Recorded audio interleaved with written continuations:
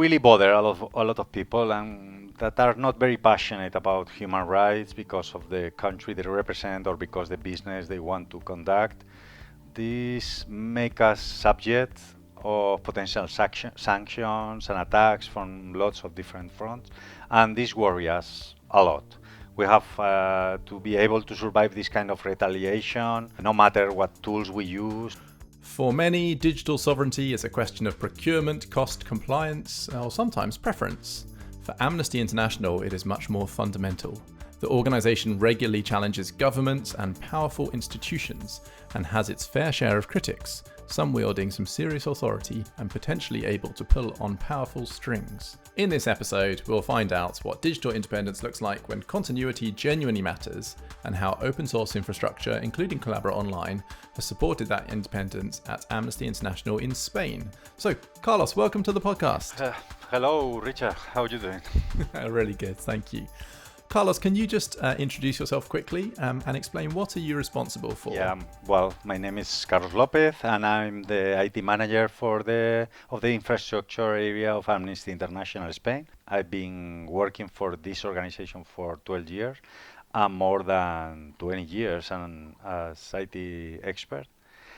I try to convince myself that I'm a Linux expert, but the more I know, the more I'm sure I'm a glorified power user. I'm sure every other sysadmin feels the same. Well, that's essentially me. Brilliant. And can you give us a quick overview? What does your technical environment look like today? Well, we have several sites with two main data centers that hold our infrastructure. We have a lot of virtual machines and containers hosted with Proxmox, and in a couple of clusters, and we try to host everything ourselves in our servers. Most of it is free software, free open source software. So you've got a few hundred employees in Spain, but also you work with thousands of what you call activists. So what challenges does that combination create for you as the sysadmin? Well, first of all, we cannot provide most of our activists with computers, so it's a bring your device situation. We tend to offer online services exclusively, and at least to activists and people of governance people of Amnesty International Spain, and with some restrictions in terms of functionality. Having a mail account of Amnesty International carries some level of reputation risk, and that has to be managed. At the same time, we provide them with generic accounts related with their regional groups. So that's a big challenge in terms of authentication, because we cannot offer every people that is involved in Amnesty International with a personal account. But at the same time, we provide channels to use generic accounts, and because normally, like, the needs of the activists doesn't require like to use personal accounts, and it's much more difficult to manage. Another thing for us is the document production. We have a lot of different types of users with all sorts of tools to work. So we are providing the editing capabilities through Collabora Online, which is it says a lot, the standardization of the document production. This is very important. Like find a way to, like, a homogeneous environment for everybody to work. It's something great, because we don't have to deal with different formats, different tools, different problems with people with their computers. We are talking about a lot of our activists are people with certain age. A lot of people are retired. I mean, some of them, they are very tech savvy. They know how their ways with computers, but at the same time, this target, this kind of users, sometimes needs the easier path to do certain stuff. So we create this kind of path through online services, tools with restricted access to the options and things like that. So we try to create workflows for our activists in this regard. So is it fair to say you have a strong preference then for self-hosted browser-based workflows? Is that a good summary? Yes, absolutely, absolutely. We have a strong preference for self-hosted for different reasons. Okay, so self-hosted is one reason, but at the same time, online services is very important nowadays for us. It's fair to say that Collabora Online for us is very important for us nowadays because it's one of the best options in terms of working with the concept of digital independence and at the same time having something to offer like is equivalent with some of the big tech actors that provide this kind of services. So this is important for us. So I mentioned in the introduction, Amnesty International is often in the news, calling out the behaviour of large companies, sometimes even governments. I think it's fair to say there's a lot of people who would sometimes rather you were just a bit quieter. Does that worry you as the sysadmin? Yeah, really, really, we really bother a lot of people and that are not very passionate about human rights because of the country they represent or because the business they want to conduct. This make us subject of potential sanctions and attacks from lots of different fronts, and this worry us a lot. We have to be able to survive this kind of retaliation, no matter what tools we use. The Spanish section has been working with technological independence in mind since 14 years ago. So this new concept of digital sovereignty is a new concept for an old idea, at least for us, and is very, very important because we feel nowadays it's like a real risk, like we could lose. I mean, not us, we feel like we are in a privileged situation, but we feel a lot of other colleagues, maybe in other section, maybe in other organizations, are at risk of losing access to their data or their tools. So this is very important to us. And being the organization we are, and like bothering the people we bother and the governments we bother and the entities we bother, this is like a core principle, at least in our section, in Amnesty International Spain, it's a core principle of our day-to-day work. When we were chatting about this briefly last week, you said to me that open source is not an ethical thing only, it's also the ability to keep on working with the solution. So what did you mean by that? Free open source software or libre software is not only a way of sharing a project to a community to work on it. It means it's a gift to humanity, right? Thanks to the licensing of this software, it becomes a net good for humanity in terms of digital habilitation, no matter the economy of a country or a person. And in my humble opinion, it is an extension of several human rights and more to come regarding digital life.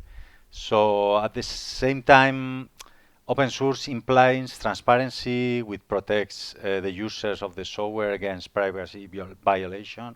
And I think open source and Amnesty International are aligned in the ethical front, since they both pursue freedom, privacy, and essential rights to access essential tools. We see that we are not in control of several tools. We see like there is government, there is companies, they are gatekeepers and they are the masters of our data and our tools. And I don't know. We feel like if it's not in our servers or if it's not under our control, some president or some entity in the world could decide that we are not worth, of using this kind of tool. So I don't know. This kind of stuff remind us, like we have to take that into account with every decision in terms of what software we have to use. You mentioned already that you've been using Collabora Online for your document editing. When did you first start using that? Well, I'm not entirely sure when, but maybe 8 years ago. The first time I heard about it, it was kind of a surprise. Like, okay, so it exists something that is able to edit documents online, like the same way you can use Google Documents and things like that. So we saw that we could try that. So I mean, our history with Collabora is hand to hand. Hand to hand is the expression. I think it was 8 years ago. And to begin with, you were compiling and running the community version yourselves, is that right? What was that experience like? To be honest, the feeling was great. like after some work, sweat, blood, and tears, we having a tool so powerful feels kind of real.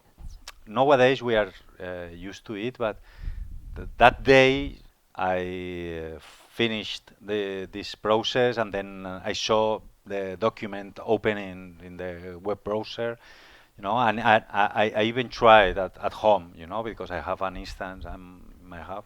It felt real, like how is possible that we have this kind of powerful tool, and it's free software, so we can use it anywhere. We don't need to depend on other companies. So this was like a big step in terms of habilitation of working, without depending on this company. So it was great.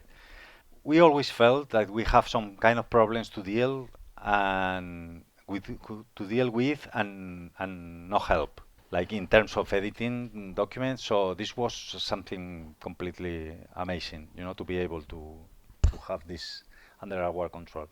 We knew that this wasn't safe enough for us. Like the kind of support we can give to this compiled version, it wasn't the best thing, because we felt like we couldn't give proper support, we couldn't ensure that this was safe, that the code was all right, that it was great, but at the same time we felt like this maybe wasn't like something that was production ready, or we should be.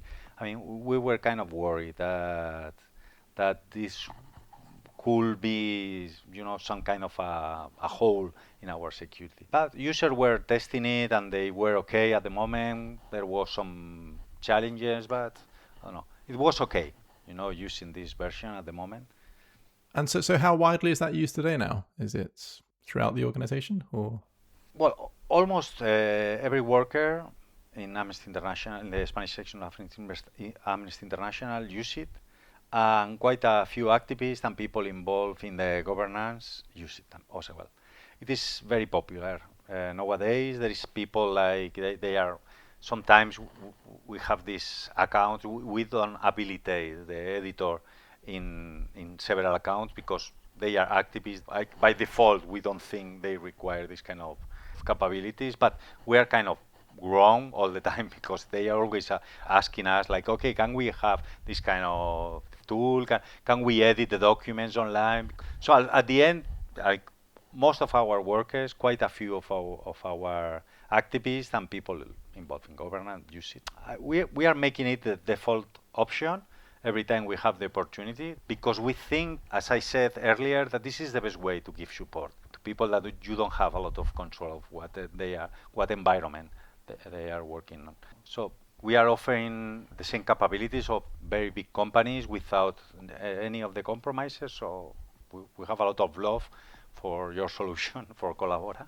It really means digital sovereignty in terms of editing documents.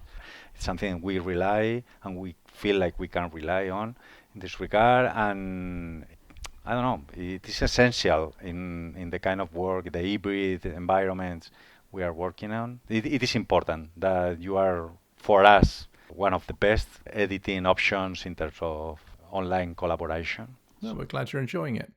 You speak a lot about control and sovereignty and independence. So is that where the server is hosted? Is that who writes and controls the code? Is it to do with where the sysadmin is? Is it all of those? What's your understanding of what makes you independent? Well, first of all, you have to be able to work regarding of the situation with the parent company. The company that provides the software, that develops the software, you cannot depend on that. This is like first thing. At the same time, the formats you use have to be as open as possible. You have to have the opportunity to use other software to keep working. I mean, you have to be able to migrate everything from one side to another, from one tool to another. You have to be private. You have to be in control of the infrastructure that the services are hosted on. Because if you don't have access to the servers, to the computers, if you are not able to control this, you are like living in an illusion of ownership. So there is a lot of to consider. If you are using, I don't know, maybe you are using self-hosted SharePoint, for example, you have to take into account that digital sovereignty for you means that you are able to extract everything like in a hurry in terms of they're like this service is not going to be there anymore, so you have to have an exit plan, like it's very straightforward, streamline, something like that. So I don't know, using free software, it's very important in these scenarios because you can always, I don't know, build something. You can control a lot of, you have access, you can have access to the whole stack and everything. I guess the most important thing to say about what it means, that you have to be sure that you own your data and the tools. That's the essential thing. When we were talking last week, you told me you're using lots of solutions and you're paying for lots of these solutions, which I think begs the question, if this is software that you could continue to run yourself without paying, why do you pay for that? I mean, free software is great. Free open source software is great. But it's not great when you find a problem. Then you go to the community and then you ask and then you have to wait and then I don't know. Sometimes community is not great. Sometimes it's great, but sometimes it's not. And this is no way to, I mean, if you have a business, you have an organization, like not having support, proper support, not having a mail account or a support portal or phone number that you can call and I don't know, cry like, okay, I'm desperate here, I have this problem. I mean, nowadays that we have this artificial intelligence that can kind of is the perfect support portal for everything, but at the same time it's like it hallucinates a lot and it says a lot of dangerous stuff sometimes. So you cannot run this kind of solutions in an organization with mission critical software without proper support behind that and without being able to ask for features and without being able to, I don't know, have like a same day support or I don't know, some kind of expectation in terms of how a problem is going to be solved. I mean, it's very important to have proper support, and this is very important in the free open source environment. At the same time, it's very important to support the projects. Free open source software is great, but I mean, it needs developers. It needs proper developers working on the solution, and this means companies, and this means paying people. So when you decide to have this kind of solution and to run this kind of environment, you have to support the project. Sometimes you don't need a lot of support. There's some things that just work, but we never stopped paying for it because it was like, okay, one day we are gonna need it, but at the same time we are supporting the project, and we need newer version of this software. We need better features. We want to support the projects. We need the project to keep developing, to grow, to get better because this is something that makes open source amazing. This normally it always gets better with time. So it's like sometimes it's slow, sometimes it's faster, but there is always growing. This is an amazing aspect of free software. I think you gave me an interesting example last week of another open source solution you were using, and you were paying for the supported package, and their costs went from something like 5,000 euros to 25,000 euros overnight. Can you explain what happens there, and then how did you deal with that? So this aggressive jump in terms of pricing was devastating for us because we couldn't justify this jump. So, and financially it was crazy. It was 5 times the price of 1 year to the next year. So we have to decide to cut ties and look for another solution. It was very important for us that this was free software because we just talked with them. We were very honest and very clear, like, okay, we cannot pay that. So in this case, we are without support. We are considering it a legacy tool, and we are looking for the replacement. We are, in fact, building the replacement, but it's great that this possibility exists. It's difficult for us. We talk with the managers of Amnesty International Spain. We talk with the people and the workers. We make very clear that we are now using this tool without support. So if there is any problem, maybe there is going to be compromises around it. But if that was proprietary, that would just be lights out now. It means you have that migration period now where you can switch over. I mean, when you are using proprietary software, especially if you are using cloud dependent or like cloud only software, you are kidnapped. You are in a very big trouble if the company decides to raise prices. Or it is happening nowadays with NGOs. For example, Microsoft. I don't know why, but decided recently that they are retiring a lot of free licenses that they gave to NGOs all over the world.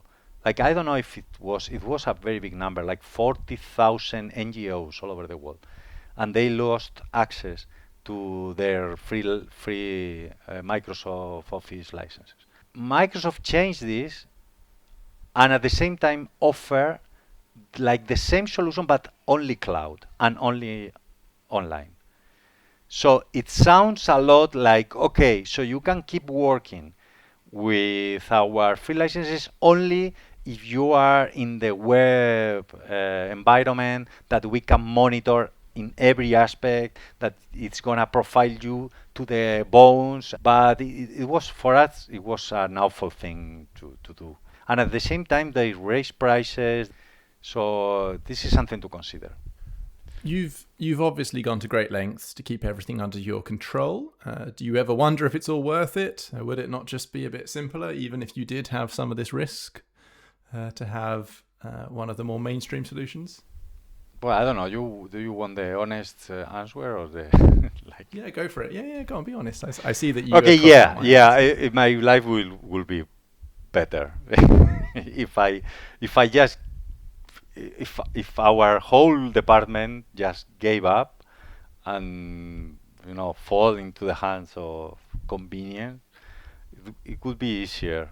I mean, not that easier because I saw some of the tools and the problems that they are dealing with in other sections, and it's not that easier.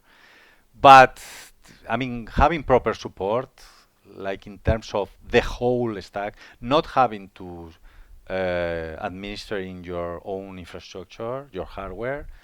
Like most of the world went with this Microsoft 365, Google solutions of this kind. It was because of the convenience. But nowadays we are discovering what is the price for this. We hear a lot, like there is a lot of entities, governments, companies. There's a lot of people trying to get out. We say in Spanish, like, you saw the ears of the wolf. And I think this is happening, but during years, convenience meant you let go everything, You just abandon hardware, abandon knowledge of building stuff, abandon everything, and you just pay for it externally and in the cloud. This comes with a hefty price. This convenience is the opposite of free. You are really, really dependent on a really, really shady entity of the world. This was really, really like, I don't know, Bible fable, Cain and Abel. We gave something very important for a plate of lentils. So I think the world is trying to regain access, regain control. This is something. There was like a honeymoon era in terms of, let's use the cloud and, I don't know, give everything to these companies and they are gonna ease our life. And now we are rediscovering that that you have to build things. You have to be able to. You have to retain knowledge. You have to retain data. You have to retain control of your tools or your stuff. I don't know if it was Stallman who said that, Richard Stallman, but it's like the cloud is just other people computers. So you have to be very careful about the cloud. One final question. If another organization was asking you, they were interested in investigating how to become digitally independent, what would you say to them? I think there is always degrees of digital sovereignty. So you can always, if you accept to have like Nextcloud accounts with Collabora editing capabilities, but they are provided by some kind of Spanish vendor, like that is a fair compromise. You can always adopt this stuff. It is regional, which is very important. You can access the support. You can go to the offices with the forks and the torch. If there is any problem. So this is a fair compromise. You can do that. Second thing, you have to have backups of everything. Keep a backup of everything, like every user, every department folder, everything. You have a local version of it. Because one thing we discover recently is like lots and lots of companies, they don't have any kind of backup of their data. They rely entirely on Microsoft, Google, whatever. They just trust blindly. We saw recently a lot of examples that this is perfectly possible. So even if you are already like deep to the hair, to the nose, to a cloud-only big tech US company, then first thing, get your data out of there. A big backup of everything, and I don't know. There is a lot to talk. I mean, I have a lot of I'll leave your phone number in the podcast description, and anyone can contact you. Is that right? No. This is not a good idea because I don't earn anything. When I do this, I should charge for the hour because I don't know. My experience has to have some value, I guess. So fire, torches, and pitchforks. That's the way you suggest to submit support tickets. Is that right? Yeah, this is the best way, to No, I give support myself. So I really hate when someone comes angry and, makes a lot of noise. But this is not normal. Usually we don't need to go with torches and forks and anything. We send an email, something like that, very polite and. Well, that sounds good. Carlos, thank you so much for sharing your time and your experience with us. It's been really interesting to hear what you guys are up to as an organization. So I'm sorry, my English is not better. Well, I'm sorry that my Spanish isn't better as well. Yeah, well, it's very popular Spain in in Latin America. We already have this, so we can live without that in the rest of the world.